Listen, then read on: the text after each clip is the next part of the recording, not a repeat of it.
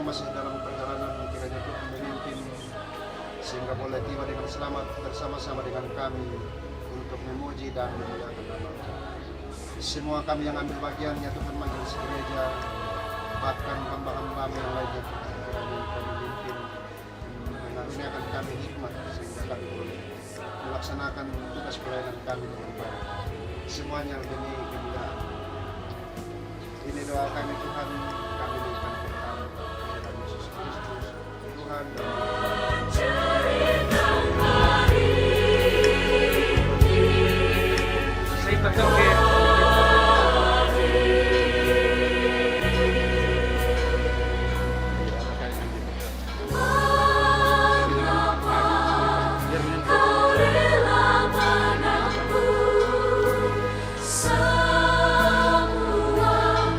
Shalom. Damai di hati Bapak Ibu serta anak-anak sekolah minggu yang diberkati Tuhan. Selamat pagi dan salam sejahtera serta selamat datang. Selamat berjumpa dalam kasih Tuhan melewati acara ibadah Jumat Agung hari memperingati kematian Yesus Kristus demi menanggung dosa-dosa kita semua di jemaat Karasik saat ini. Bapak Ibu serta anak-anak sekolah minggu yang dikasihi Tuhan, mari bersyukur atas kasih dan kemurahan Tuhan sehingga dikaruniakannya hari ini kepada kita semua, Jumat 18 April 2025, yang mana hari ini kita akan beribadah Jumat Agung dan di dalamnya akan dilaksanakan pula sakramen perjamuan kudus bersama anak-anak kita. Nah, sebagaimana kita ketahui bahwa ini adalah hal baru dan pertama kali kita laksanakan di jemaat Karasik. Untuk itu, Bapak Ibu sekalian dimohon tetap mendampingi anak-anak kita selama kegiatan ibadah berlangsung, bahkan lebih khusus pada saat akta perjamuan kudus.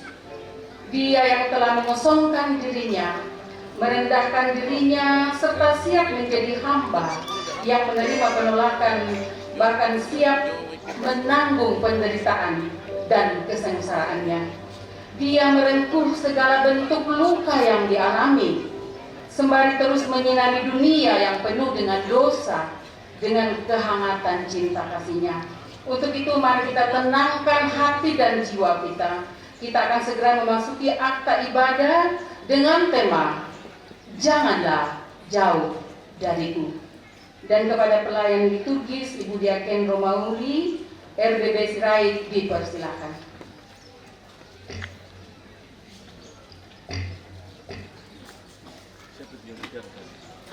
Saudara-saudara,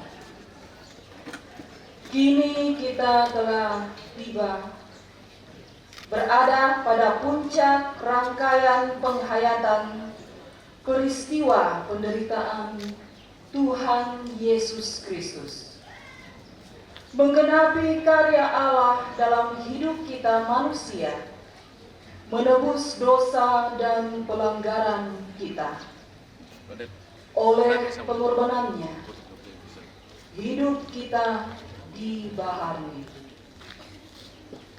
Kita akan melanjutkan perenungan ini melalui perjamuan kudus, dan supaya kita dikuatkan, marilah berkata, Tuhan, janganlah jauh dariku. Seperti tema yang menuntun dalam ibadah ini. Mari menghayati karyanya yang agung itu. Sidang jemaat kekasih Tuhan, Yesaya 52 ayatnya yang ke-13 hingga pasal 53 hingga ayatnya yang ke-12. Firman Tuhan, hamba Tuhan yang menderita. Sesungguhnya hambaku akan berhasil, ia akan ditinggikan, disanjung dan dimuliakan. Seperti banyak orang akan tertengung melihat dia. Begitu buruk rupanya bukan seperti manusia lagi, dan tampaknya bukan seperti anak manusia lagi.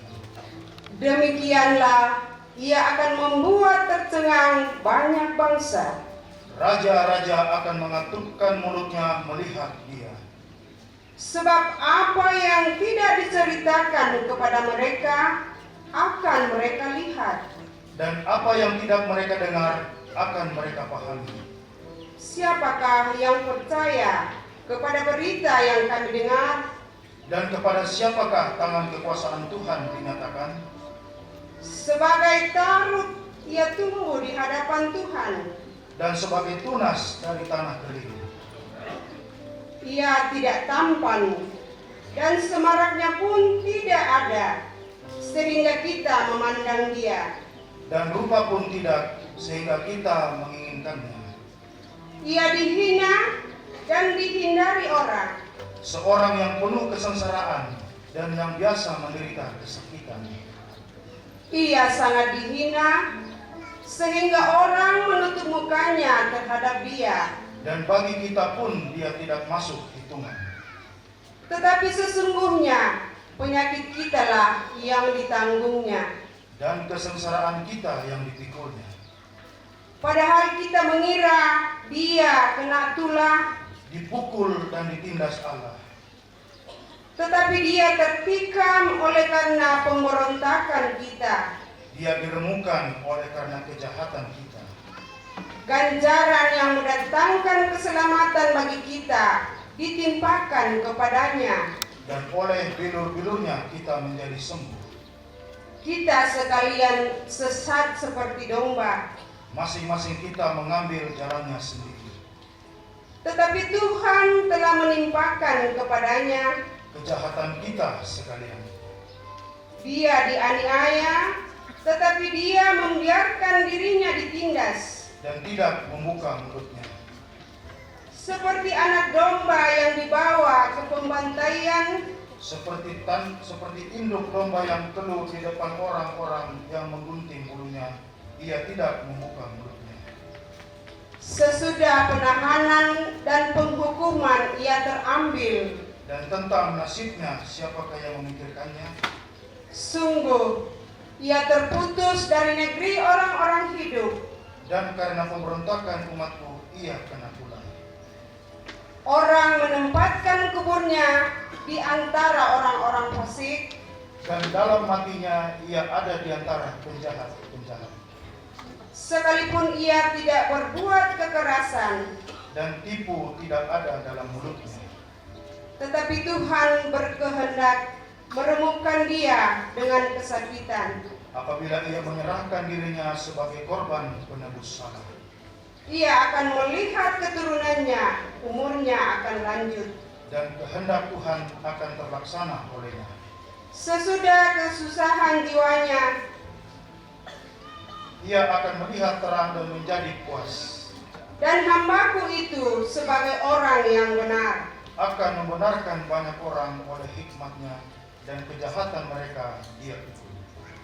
Sebab itu, aku akan membagikan kepadanya orang-orang besar sebagai rampasan, Dan ia akan memperoleh orang-orang kuat sebagai jarahan. yaitu sebagai ganti karena ia telah menyerahkan nyawanya ke dalam maut. Dan karena ia terhitung di antara pemberontak-pemberontak. Sekalipun ia menanggung dosa banyak orang. Dan berdoa untuk pemberontak-pemberontak. Amin. Sejemput kita berdiri.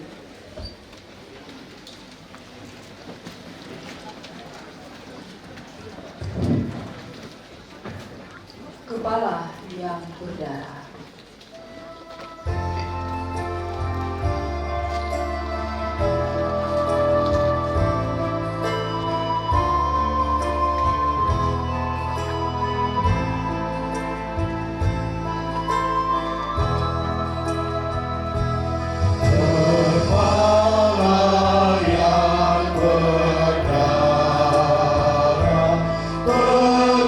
Tertunduk dan sedih.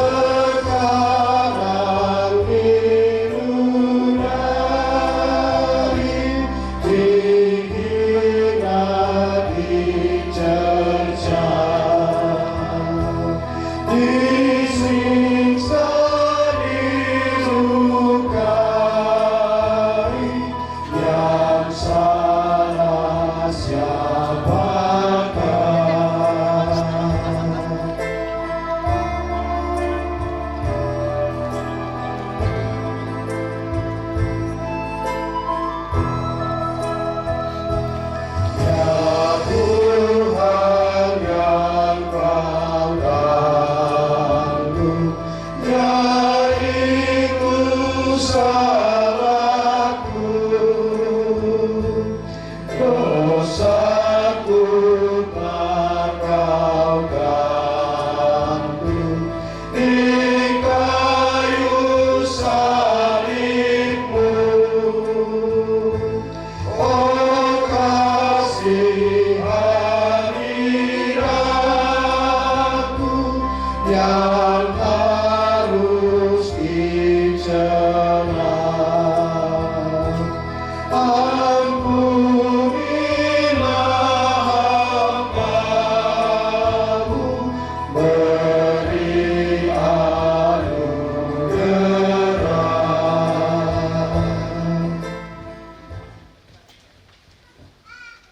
Pertolongan kita adalah dalam nama Tuhan yang menjadikan langit dan bumi.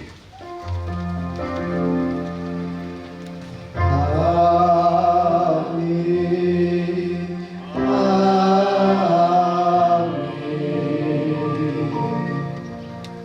Anugerah dan damai sejahtera dari Allah Tritunggal beserta kamu sekalian.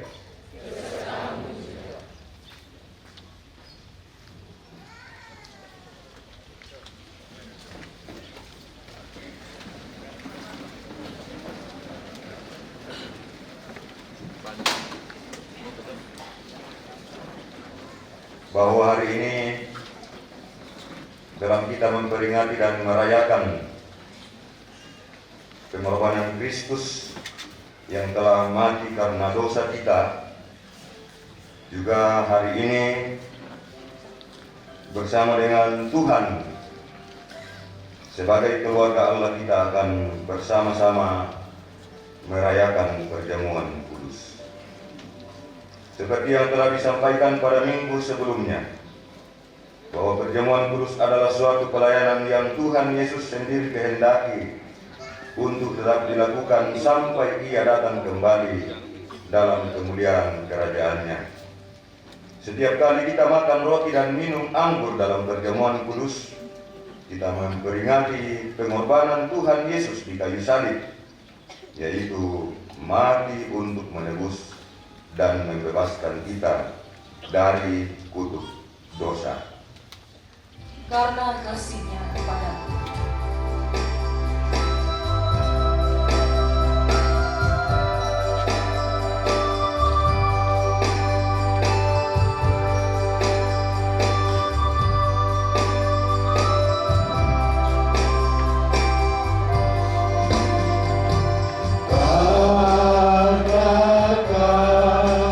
Kasih-Nya padaku,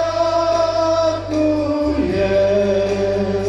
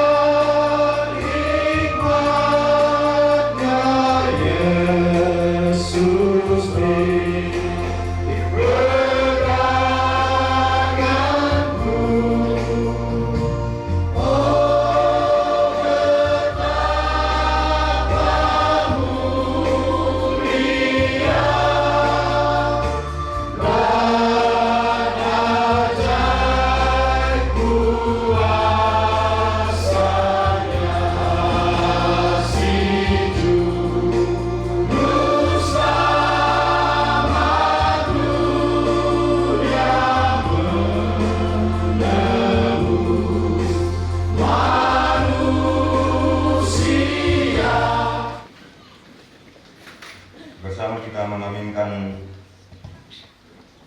amanat Yesus melalui Yohanes 13 ayat 34 tentang perintah mengasihi. Aku memberikan perintah baru kepadamu, yaitu supaya kamu saling mengasihi sama seperti aku telah mengasihi kamu. Demikian pula kamu harus saling mengasihi. Kita sambut perintah mengasihi, perintah baru.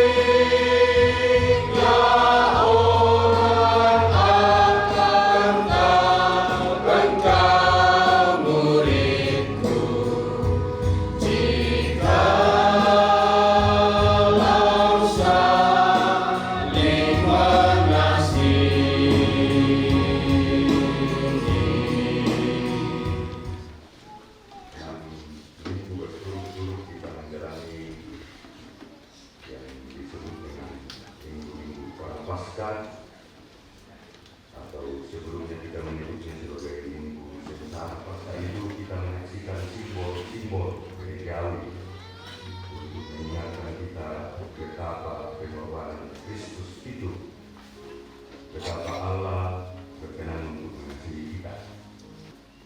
Lalu di situ kita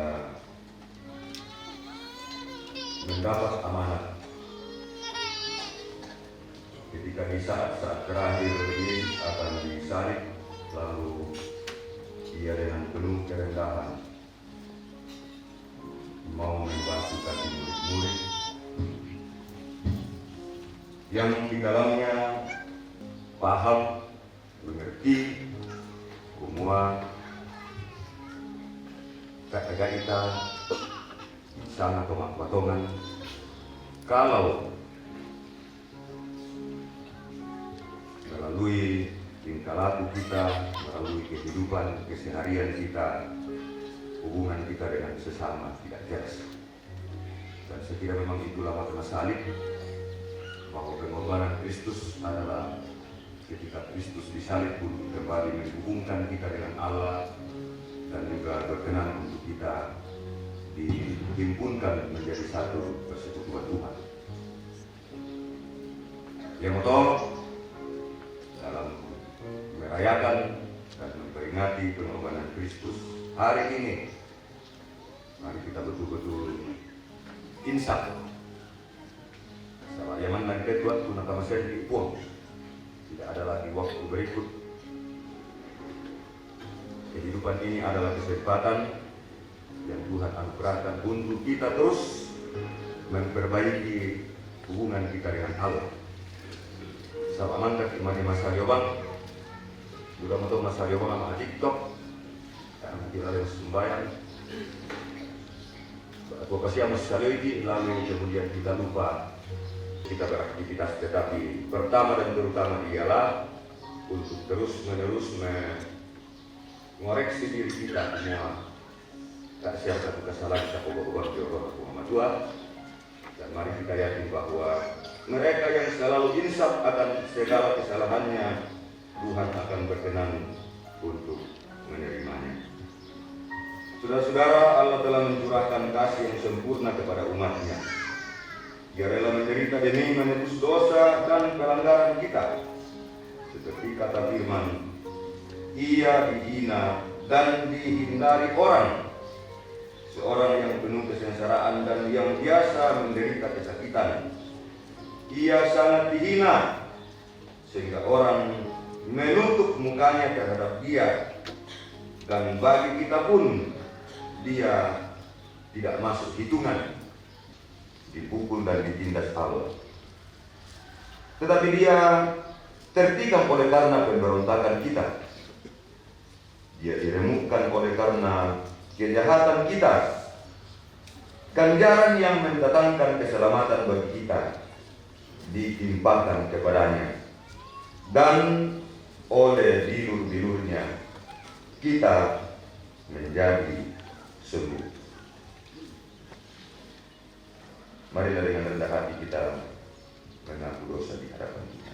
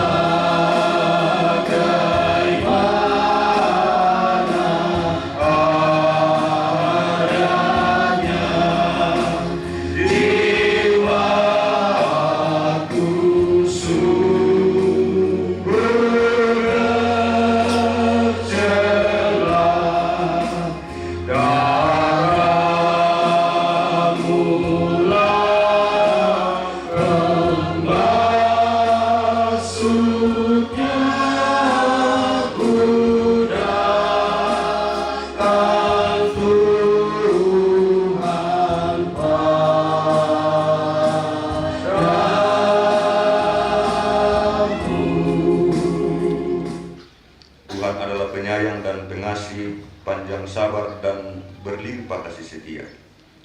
Tidak selalu ia menuntut dan tidak untuk selama-lamanya ia membentang.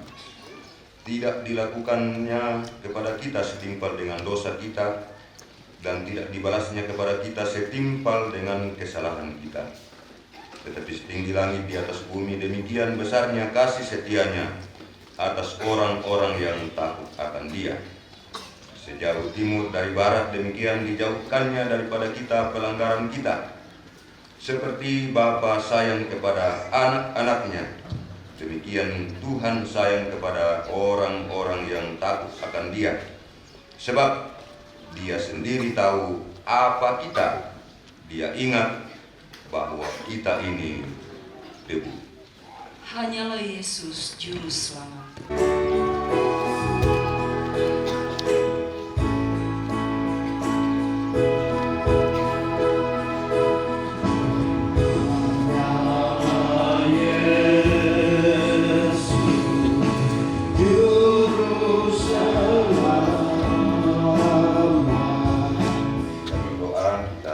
Bagian-bagian Alkitab yang hari ini menjadi bacaan kita, yang merupakan bacaan leksionari yang bukan hanya gereja Toraja yang menggunakannya, tetapi juga beberapa gereja dalam pergerakan oikumenis menggunakan bacaan leksionari. Bacaan kita Mazmur 22, dan itu yang menjadi bahan utama kita pada hari ini. Kemudian Ibrani 4 ayat 14 hingga 16, lalu pasal 5 ayat 7 sampai 10. Dan dari kitab Injil Yohanes 18 ayat 1 sampai 19.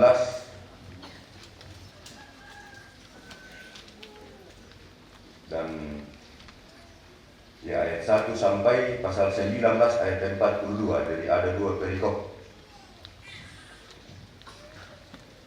Oh, yang kumana kok baksana saraka ke morena.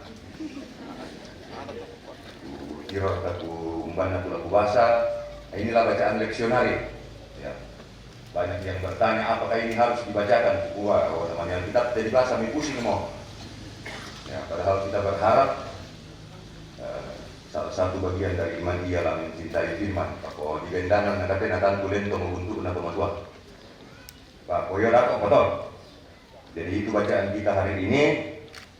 Dan sebelumnya mari kita mohon pimpinan Roh Kudus. Kami percaya ya Roh Kudus bahwa Engkau ada di sini. Engkau bersama kami dalam persekutuan ini, dalam menyembah Engkau. Kami berhimpun dengan penuh sukacita, tetapi juga dalam perenungan untuk penderitaan dan kematian Sang Juru Selamat, yaitulah Yesus Kristus. Kami merayakannya sebagai Jumat Agung, hari Jumat di mana keagungan Tuhan dinyatakan melalui pengorbanan Kristus demi untuk dunia, demi untuk kami sekalian. Kami percaya bahwa Roh Kuduslah yang telah mempersiapkan hamba-hambamu untuk merancang bentuk peribadahan pada hari ini, bahwa di dalam kami merayakan dan merenungkan kematian Kristus juga sebagai keluarga Allah, kami akan menerima dan merayakan perjamuan kudus sebagaimana Kristus menjelang kematiannya merayakan dan melakukan perjamuan kudus bersama dengan murid-murid. Tetapi sebelumnya Tuhan, semua rangkaian itu kami akan letakkan di dalam firman-Mu. Biarlah Engkau ya Roh Kudus memberikan kebijaksanaan, memampukan kami untuk merenungkan, menelaah firman ini, sehingga dengan iman kami sesungguhnya tidak akan pernah merasa Tuhan jauh, tetapi bahwa Tuhan selalu dekat dan bahkan selalu bersama dengan kami. Namun kadang kami sepertinya merasa Tuhan jauh ketika kami sedang dalam penindasan dan di dalam penderitaan yang berat. Karena itu Tuhan, jadikanlah firman ini menjadi penghiburan, menjadi kekuatan dan menjadi pegangan kami untuk terus setia sebagai anak-anak Tuhan yang Engkau telah selamatkan di dalam Kristus. Tuhan, bersabdalah bagi kami bersedia mendengar. Di dalam Kristus kami berdoa. Amin. Bapak Ibu sidang jemaat, pembacaan yang pertama dari Mazmur 22. Saya akan bacakan semua ayat. Firman Tuhan, Allahku, mengapa kau tinggalkan aku? Untuk pemimpin biduan menurut lagu Rusa di Kala Fajar, Mazmur Daud. Allahku, Allahku, mengapa engkau meninggalkan aku? Aku berseru, tetapi engkau tetap jauh dan tidak menolong aku. Allahku, aku berseru-seru pada waktu siang, tetapi engkau tidak menjawab, dan pada waktu malam, tetapi tidak juga aku tenang. Padahal engkaulah yang kudus, yang bersemayam di atas puji-pujian orang Israel. Kepadamu nenek moyang kami percaya. Mereka percaya dan engkau meluputkan mereka. Kepadamu mereka berseru-seru dan mereka terluput. Kepadamu mereka percaya dan mereka tidak mendapat malu. Tetapi aku ini ulat dan bukan orang, celah bagi manusia, dihina oleh banyak orang. Semua yang melihat aku mengolok-olok aku. Mereka mencibirkan bibirnya, menggelengkan kepalanya. Ia menyerah kepada Tuhan. Biarlah Dia yang meluputkannya. Biarlah Dia yang melepaskannya. Bukankah Dia berkenan kepadanya? Ya, Engkau yang mengeluarkan aku dari kandungan. Engkau yang membuat aku aman pada dada ibuku. Kepadamu aku berserah sejak aku lahir. Kepadamu aku diserahkan sejak aku lahir. Sejak dalam kandungan ibuku, Engkaulah Allahku. Janganlah jauh daripadaku, sebab kesusahan telah dekat dan tidak ada yang menolong. Banyak lembu jantan mengerumuni aku. Banteng-banteng dari Basan mengepung aku. Mereka mengangkat mulutnya terhadap aku, seperti singa yang menerkam dan mengaum. Seperti air aku tercurah, dan segala tulangku terlepas dari sendinya. Hatiku menjadi seperti lilin, hancur lulu di dalam dadaku. Kekuatanku kering seperti beling, lidahku melekat pada langit-langit mulutku, dan dalam debu maut kau letakkan aku. Sebab anjing-anjing mengerumuni aku, gerombolan penjahat mengepung aku. Mereka menusuk tangan dan kakiku. Segala tulangku dapat kuhitung. Mereka menonton, mereka memandangi aku. Mereka membagi-bagi pakaianku di antara mereka, dan mereka membuang undi atas jubahku. Tetapi Engkau, Tuhan, janganlah jauh, ya kekuatanku, segeralah menolong aku. Lepaskanlah aku dari pedang, dan nyawaku dari cengkraman anjing. Selamatkanlah aku dari mulut singa, dan dari tanduk banteng. Engkau telah menjawab aku. Aku akan memasyurkan namamu kepada saudara-saudaraku, dan memuji-muji Engkau di tengah-tengah jemaat. Kamu yang takut akan Tuhan, pujilah Dia, hai segenap anak cucu Yakub. Muliakanlah Dia, dan gentarlah terhadap Dia, hai segenap anak cucu Israel. Sebab Ia tidak memandang hina ataupun merasa jijik kesengsaraan orang tertindas, dan Ia tidak menyembunyikan wajahnya kepada orang itu. Dan Ia mendengar ketika orang itu berteriak minta tolong kepadanya. Karena Engkau aku memuji-muji dalam jemaah yang besar. Nasarku akan kubayar di depan mereka yang takut akan Dia. Orang yang rendah hati akan makan dan kenyang. Orang yang mencari Tuhan akan memuji-muji Dia. Biarlah hatimu hidup untuk selamanya. Segala ujung bumi akan mengingatnya dan berbalik kepada Tuhan. Dan segala kaum dari bangsa-bangsa akan sujud menyembah di hadapannya. Sebab Tuhanlah yang mempunyai kerajaan. Dialah yang memerintah atas bangsa-bangsa. Ya, kepadanya akan sujud menyembah semua orang sombong di bumi. Di hadapannya akan berlutut semua yang turun ke dalam debu, dan orang yang tidak dapat menyambung hidup. Anak-anak cucu akan beribadah kepadanya, dan akan menceritakan tentang Tuhan kepada angkatan yang akan datang.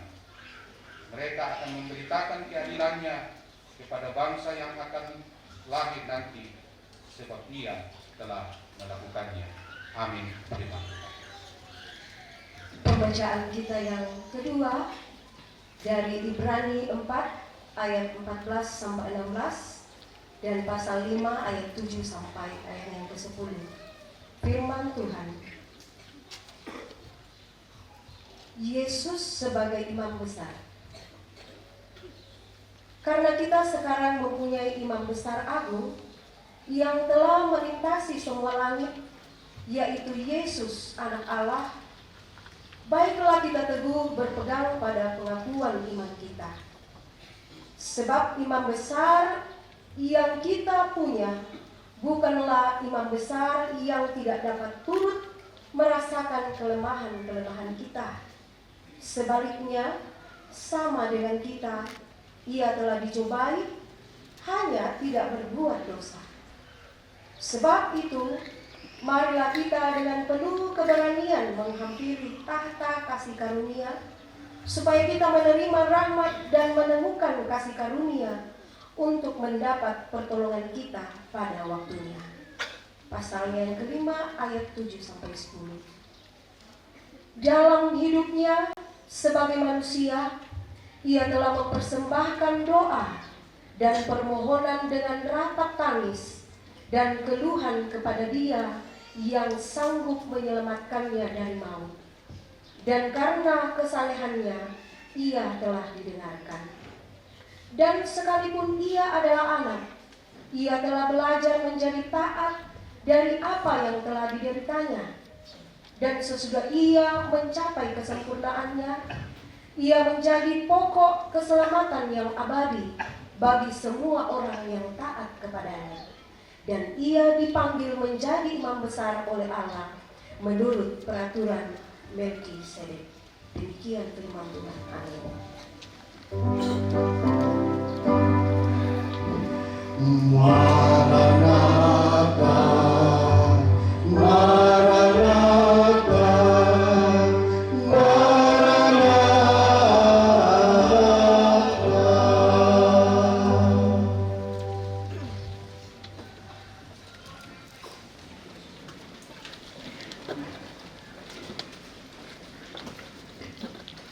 Injil Yohanes pasal 18 ayat 1 sampai pasal 19 ayat 42.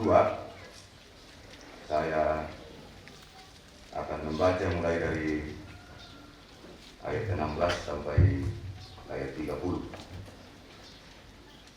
Tolong tidak dibahas Jerman karena yang dimaksudkan leksionari ini semua perikop untuk tuntas menceritakan tentang perjalanan Yesus ke salib. Yesus disalibkan. Saya akan baca dari Alkitab Terjemahan Baru. Mereka mengambil Yesus sambil memikul salibnya. Ia pergi keluar ke tempat yang bernama tempat tengkorak, yang dalam bahasa Ibrani disebut Golgota. Di situ mereka menyalibkan Dia. Bersama Dia disalibkan juga dua orang lain, sebelah menyebelah, sedangkan Yesus di tengah. Pilatus menyuruh memasang juga tulisan di atas kayu salib itu, bunyinya, Yesus orang Nazaret, Raja orang Yahudi. Banyak orang Yahudi yang membaca tulisan itu, sebab tempat Yesus disalibkan terletak dekat kota, dan kata-kata itu tertulis dalam bahasa Ibrani, bahasa Latin, dan bahasa Yunani. Lalu kata imam-imam kepala orang Yahudi kepada Pilatus, "Jangan engkau menulis Raja orang Yahudi, melainkan ia mengatakan, Akulah Raja orang Yahudi." Jawab Pilatus, "Apa yang kutulis tetap tertulis." Sesudah prajurit itu menyalibkan Yesus, mereka mengambil pakaiannya, lalu membuatnya menjadi 4 bagian. Untuk tiap-tiap prajurit 1 bagian, dan jubahnya juga mereka ambil. Jubah itu tidak ada jahitan, ditenun dari atas ke bawah. Karena itu mereka berkata seorang kepada yang lain, "Janganlah kita memotong-motongnya, tetapi baiklah kita membuang undi untuk menentukan siapa yang mendapatnya. Demikianlah supaya digenapi yang tertulis dalam kitab suci, mereka membagi pakaianku di antara mereka, dan mereka membuang undi atas jubahku." Semua itu telah dilakukan prajurit itu. Dekat salib Yesus, ibunya dan saudara ibunya, Maria istri Klopas dan Maria Magdalena. Ketika Yesus melihat ibunya dan murid yang dikasihinya di sampingnya, berkatalah ia kepada ibunya, "Ibu, inilah anakmu." Kemudian katanya kepada muridnya, "Inilah ibumu." Sejak saat itu, murid itu menerima dia dalam rumahnya. Yesus mati. Sesudah itu, karena Yesus tahu bahwa segala sesuatu telah selesai, berkatalah ia, supaya digenapi yang tertulis dalam kitab suci, "Aku haus." Di situ ada suatu bejana penuh anggur asam. Lalu mereka melilitkan suatu bunga karang yang telah dicelupkan dalam anggur asam pada sebatang hisop, lalu mengulurkannya ke mulut Yesus. Sesudah Yesus meminum anggur asam itu, berkatalah ia, "Sudah selesai." Lalu ia menundukkan kepalanya dan menyerahkan nyawanya. Demikian Injil Kristus.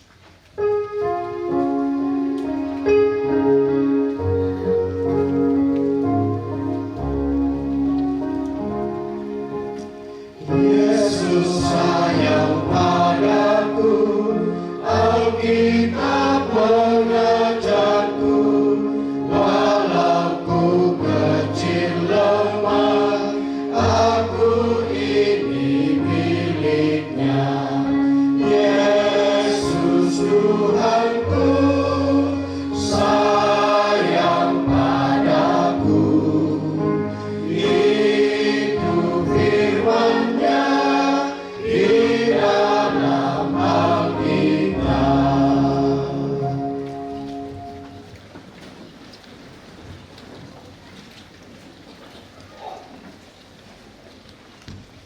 Sidang jemaat yang dikasihi Tuhan, selamat pagi para katesi yang melekat.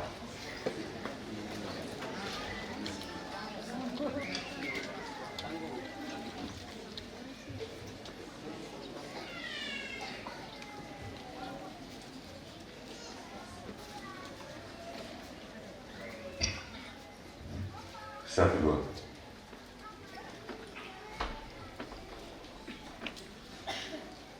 Sekali lagi, selamat pagi, selamat berjumpa, selamat bersukacita walaupun hari ini kita menggunakan warna gelap yang sering kita sebut sebagai simbol sukacita. Ya. Tidak apa-apa berduka, tapi jangan lagi berduka karena Yesus mati, sebab Dia sudah bangkit. Jadi saya katakan tidak apa-apa berduka untuk diri kita sendiri. Ketika kita merenungkan betapa hidup kita ini sungguh sangat hina, sungguh sangat tidak bernilai lagi karena akibat dosa. Kurre sumanga nadik kaapuang. Seandainya Tuhan tidak mengambil alih kutuk atau hukuman yang harusnya ditimpakan kepada kita, talama apa mau? Pak Kure semua, itulah Tuhan kita. Kalau dalam pengakuan Gereja Toraja bab 1 di situ dikatakan hakikat Tuhan yang satu-satunya adalah apa? Karena pengakuan ketenan hakikat Tuhan yang satu-satunya adalah kasih. Agan misa-misan na kuha mantoya mandua agan ma pakabor.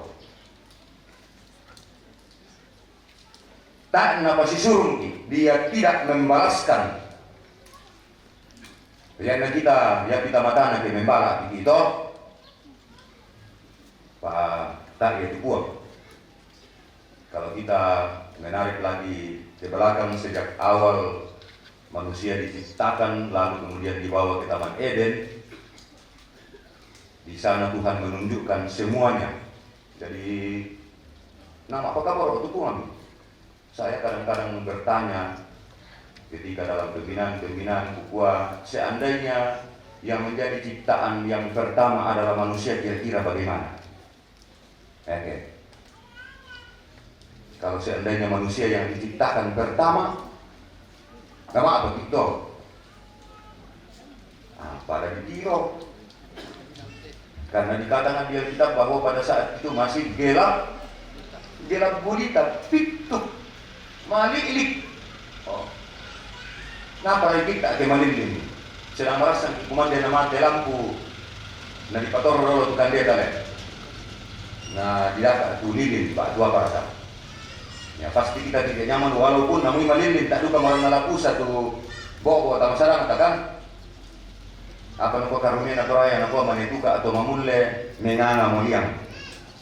Manituka atau mamulle mani marasan jomay na menganga apa mamodo. Tak mau napusa. Tapi kalau gelap pasti kita tidak nyaman toh. Pasti kau setengah liter mau atau sekarang 4 liter mau nyato ke napore ya tu malilin. Kau setengah liter mau toh atau ya karena sektor 4. Kau biasa buat anak muda keden to tangkangkan aku setengah liter tu. To tangkang mau ya toh ke duk pulang tu tiba-tiba mati aku syukur alhamdulillah. Pasti kita berusaha. Nah oleh karena itu yang menjadi ciptaan Tuhan yang pertama apa? Apa merapaan itu metode mana? Yang diciptakan lebih dulu adalah terang. Terang, sebab malilin pak. Betapa pentingnya terang. Makanya terang itu juga dikenakan kepada Yesus. Nah kok Yesus akulah terang dunia. Barang siapa yang melalui aku, dia tidak akan kesana kemari. Aku mutet korang nalino minda-minda nolai na ta'an na lalu laku ludio mailan malilina katu uduk-uduk katura-katura. Tapi yang dari tahu katu uduk-uduk bang katura-katura abang tanda bang kasalun atau nalon tanda ini tulumin kaya kamalilinan itu katura-katura. Akulah jalan. Jadi Yesus disebut sebagai terang. Nah, mengapa Yesus disebut sebagai terang? Karena memang dosa itu identik dengan kegelapan. Yaitu dosa di pasangan tinti kamalilinan. Nah, makanya dalam pengakuan gereja juga dikatakan dalam bab 5. Di mana dijelaskan tentang umat Allah, di situ dikatakan tentang gereja. Gereja artinya apa? Oh, sekolah minggu. Sekolah minggu ada? Oh, nasi agama orang tua. Sekolah minggu di ini. Sekolah minggu di Kamboran. Teman-teman berbagi. Halo sekolah minggu. Ada? Ada?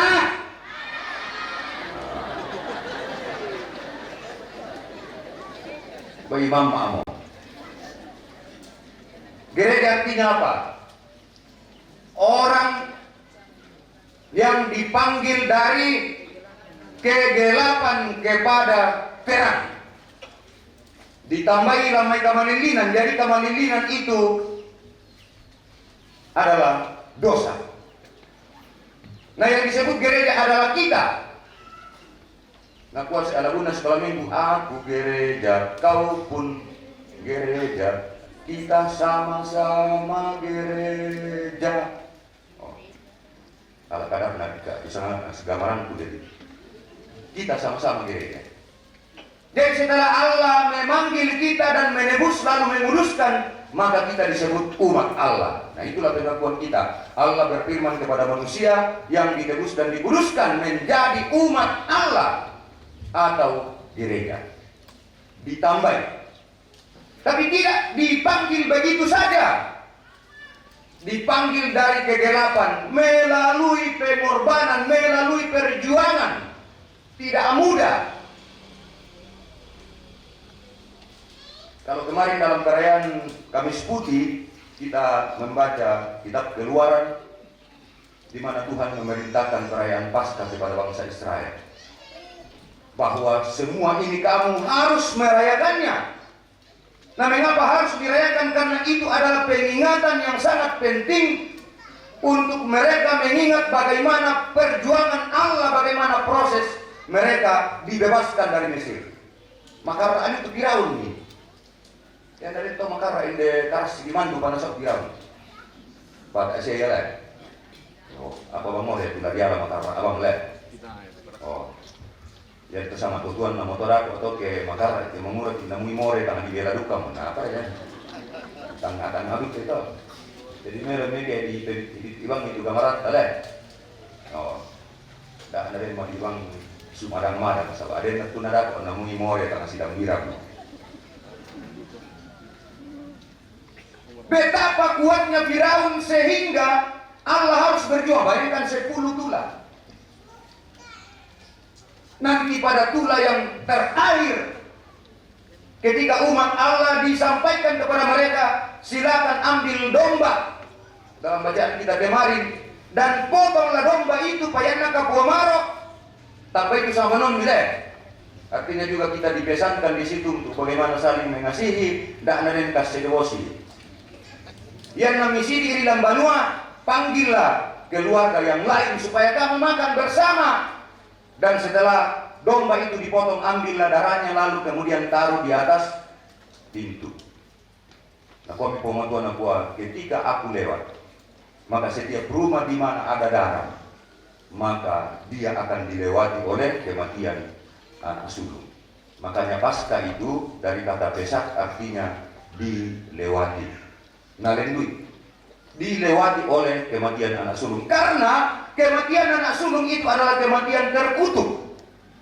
Kematian ditampak iropu. Nah sehari Kak Firaun kumula nasa utupu amatuan aku. Mangkomisa tulan ako tae. Mangkomisa ako tae. Nako kampay. Muntah dulu kay tebas si menono. Ketika kematian anak sulung terjadi. Dan bahkan bukan hanya kematian anak sulung, tetapi anak-anak binatang pun, hewan pun mati. Karena itu Israel diperingatkan, lakukan ini untuk kamu selalu mengingat peristiwa Mesir. Ketika kamu di sana menjadi budak, lalu Allah berjuang untuk membebaskan kamu. Nah, bosnya tuh yo bos, terima kasih banyak. Tetapi yang terjadi ketika mereka dalam perjalanan, randuko memasaki luna. Tangan dia asidi mak paroko, mak asidi mak paroko. Kok akhirnya nakola kumusa nakola payu di Musa. Nakola nabebaskan inalala saja pada emuban deke mate. Biarkanlah kami kembali ke Mesir walaupun kami menjadi budak, tetapi kami di sana makan apa? Makan daging. Aku kue untuk kolong-kolongan juga boleh. Nah kalau anak kami kini pokalan yang penting kami kandekan duku, bayangkan itu. Hanya karena soal perut lalu kemudian mereka harus mengorbankan, mengabaikan kebebasan yang sedang mereka alami. Lo anak kami kini dari kau nambah mudio, yang penting kami diakan. Oh, yang penting kami kumandekan. Makanya juga hati-hati dengan soal perut. Nah itu yang membuat Israel itu banyak yang jatuh dalam perjalanan karena yang mau perut. Sedikit perut. Bayang ka pengoton dayan na konsumsi bisara si talong halo deh. Bayang na pelayan di pokok mami bandita sola seksi pelayanan na pokari tau. Bayang na konsumsi mintu tau tama. Siya lain menu apa siya lagi yang dinami. Cuma kira-kira kok terjadi. Oh tak ada.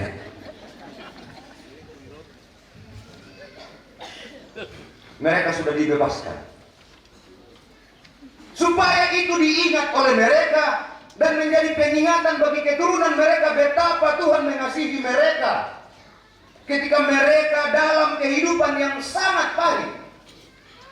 Dalam Mazmur 22 tadi, betapa ketika mereka dalam penderitaan, ketika mereka dalam tekanan.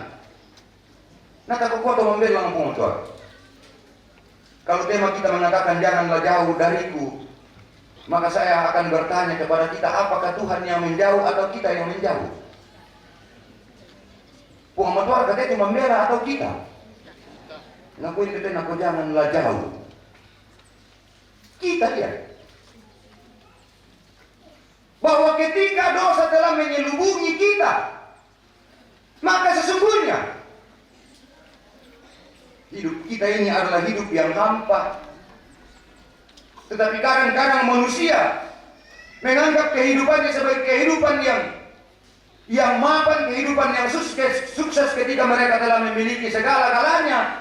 Tetapi giliran ketika penderitaan, oh, maniori kilalai po sama Tuhan. Ya to nama murah pa, Yan na ipakilala, pasusali. Ito na rin mga mukulena na kuwag ibang ala ko gireja. Pasusan mo. Para pula ko na matukulo naman ni Rondo kulena. Ako ako ko gireja. Yan pa ilamante mo. Lamante nila naman napupayagain na to.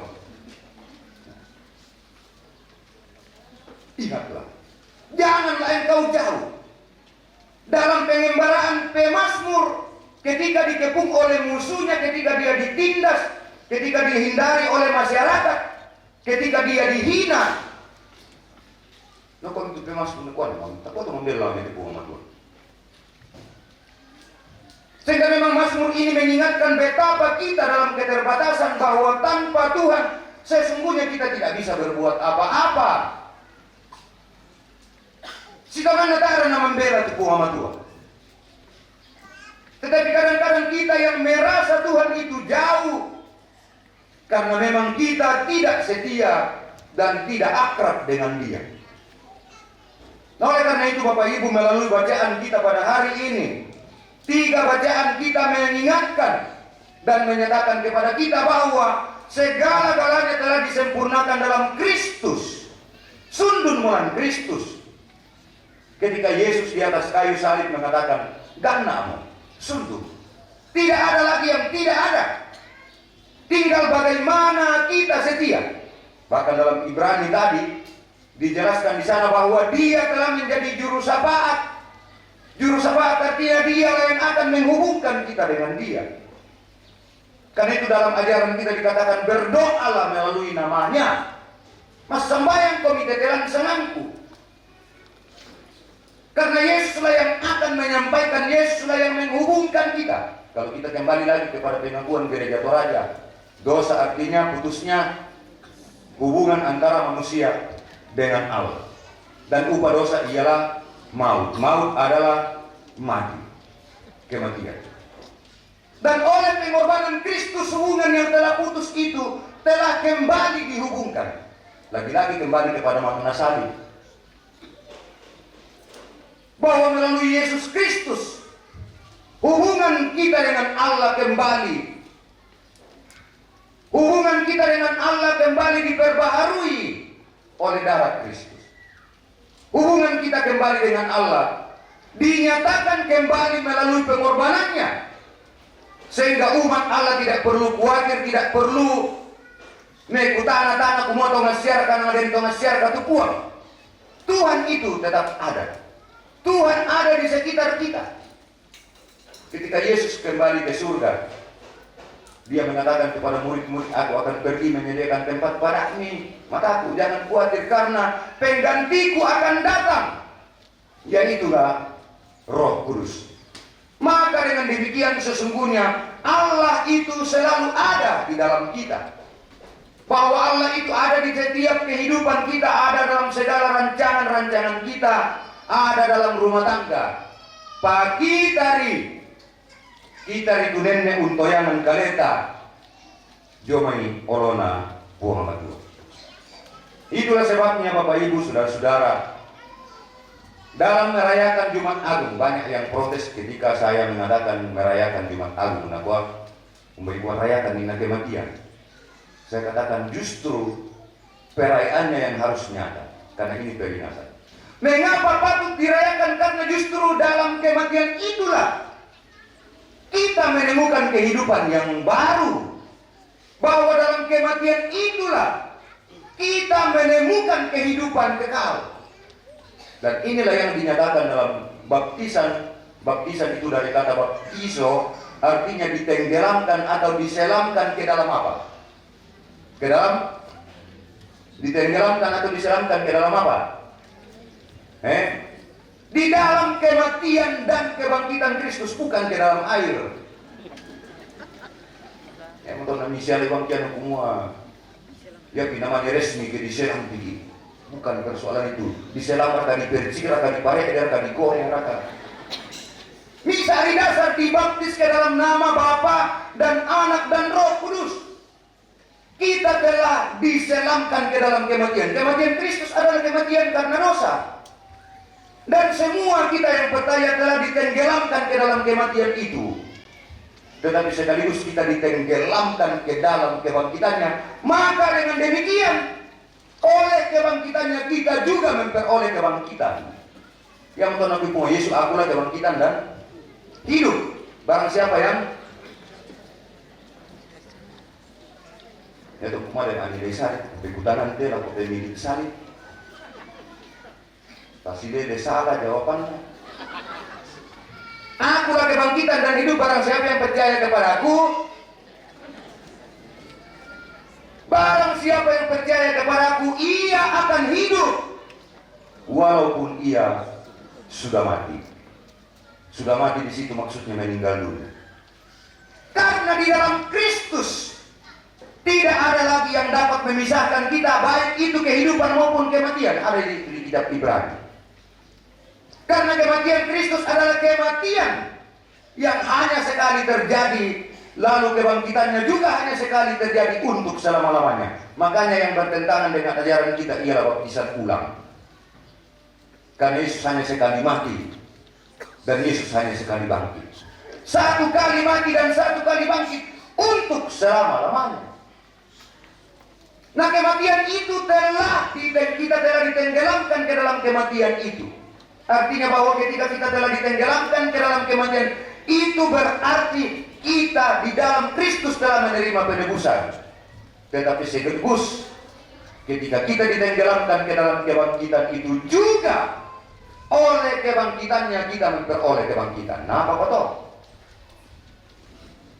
Dengan demikian bagi kita orang percaya, jomo kaleta tu kebangkitan, jomo kaleta tu keselamaran, dan porkomikarabu teh. Tidak ada lagi toh. Apa yang pola diragukan? Jomo kaleta tinggal. Nah, ini lagi-lagi kepada pengakuan gereja Toraja.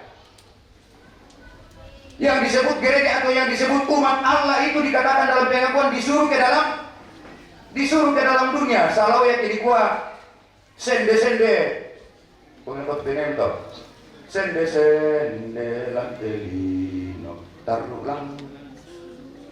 Pengen sama benar nenek na taruh-taruhan. Dikuaya disuruh ke dalam dunia. Disuruh ke dalam dunia bagi pekerjaan penyelamatan. Dengan demikian Bapak Ibu, keselamatan itu harus dikerjakan. Keselamatan itu harus dirawat untuk menjadi bekal kita menuju apa? Menuju zaman akhir. Karena itu pikulah salib. Pikulah salib serta. Nah, pokoknya barang siapa yang mau mengikut aku, hendaklah dia memikul salib. Salib itu juga adalah simbol penderitaan. Kita sebagai orang percaya pasti akan berjumpa dengan berbagai pergumulan. Dan mungkin saja kita pernah seperti Daud dalam bacaan kita. Oh, puang mama tua, saya mau kemilikka. Natiro olo-olo mau temai tahu. Natiro tokadake mau temai tahu. Mungkin juga kita pernah mengalami penderitaan seperti itu. Tapi oleh firman saat ini menyatakan kepada kita, khususnya di kitab Ibrani, bahwa Yesus yang telah bangkit telah menjadi juru syafaat. Maka setiap teriakan kepadanya untuk meminta tolong, maka dari dialah yang telah mati dan bangkit itu akan menganugerahkan pembebasan bagi kita, akan menganugerahkan kekuatan dan bahkan pengharapan yang sejati. Terjemah di akhir.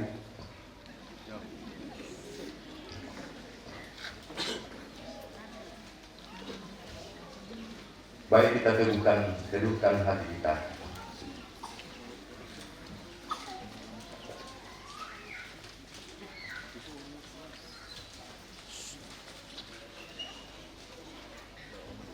Tuhan, mungkin saja kami pernah berteriak, mengeram, oleh karena kami ditekan oleh penderitaan. Tetapi kami bersyukur firman-Mu mengingatkan kami bahwa setiap pergumulan hamba-Mu, setiap teriakan umat-Mu, jika teriakan teriakan itu diteriakkan dasar iman, maka Tuhan akan menjawab. Biarlah perayaan Jumat Agung hari ini semakin meneguhkan iman kami bahwa kematian-Mu adalah kematian yang justru membawa kami kepada kehidupan kekal. Amin.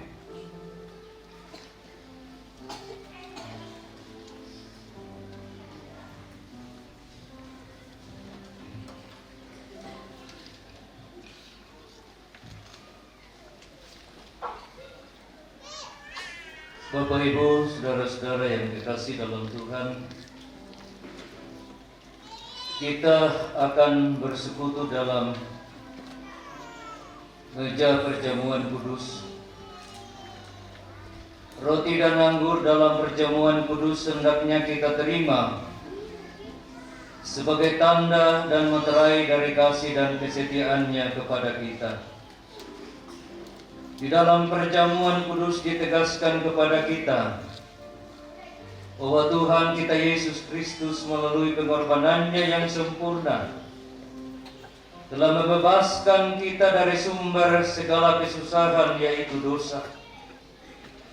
Suatu perjanjian baru diadakannya dengan kita, dan Roh-Nya yang menghidupkan itu dikaruniakannya kepada kita, supaya kita dapat hidup dengan Dia dalam suatu persekutuan yang benar, yang menghubungkan kita seorang dengan yang lain dalam kasih yang benar, yang patut dinampakkan dalam hidup kita melalui perkataan dan perbuatan.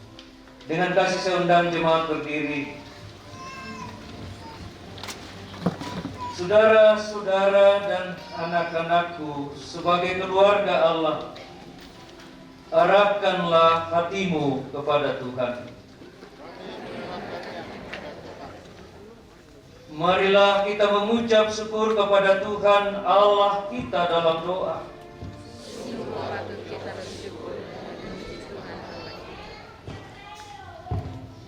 Kami memuji-muji-Mu ya Tuhan, Bapa yang kudus. Kami mengucap syukur atas segala kekayaan bumi-Mu yang sungguh amat baik. Engkau mencipta kami seturut dengan gambar dan rupa-Mu, serta mengutus kami merawat bumi sebagai rumah bersama, agar kami dapat hidup bersama dengan saling mencintai, seperti Engkau mencintai kami dan seluruh ciptaan-Mu. Sekalipun kami berdosa, dalam kasih-Mu yang tidak terbatas, Engkau mengampuni dosa kami, dan Engkau tetap setia pada perjanjian-Mu. Engkau membebaskan dan menuntun umat pilihan-Mu dari perbudakan menuju tanah perjanjian. Engkau mengutus para nabi dan banyak orang yang setia kepadamu untuk memanggil umat-Mu untuk berjalan bersama ke jalan kebenaran-Mu. Ketika saatnya tiba, Engkau mengaruniakan Yesus Kristus anak-Mu sebagai jalan, kebenaran, dan hidup. Kami bersyukur karena anugerah-Mu ya Tuhan. Kami terus mengenang dan ingin hidup di dalamnya bersama anak-anak kami. Dalam nama Yesus Kristus, kami datang kepadamu. Amin. Suara Yesus ku dengar.